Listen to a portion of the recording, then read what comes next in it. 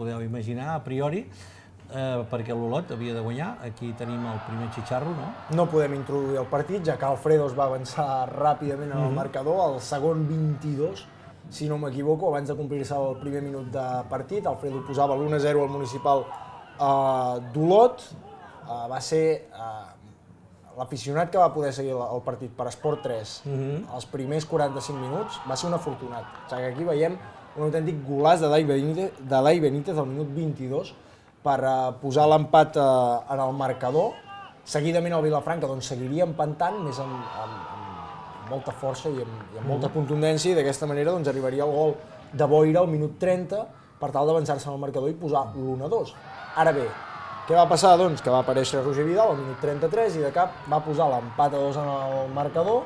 Seguia una primera part trepidant, amb moltíssimes ocasions, amb un joc molt i molt directe per part dels dos equips, i Tito Malagón arribaria al 39 per posar el 3-2, que ja seria definitiu al minut 39, com he dit. Llavors, seguidament, el partit es va relaxar una miqueta més a la segona part, encara que veuríem més ocasions abans del pas pel túnel de vestuaris.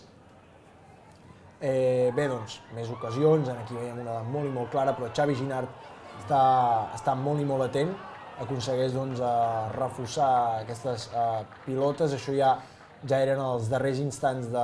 Les acaballes del partit. Correcte, ja era el final del partit.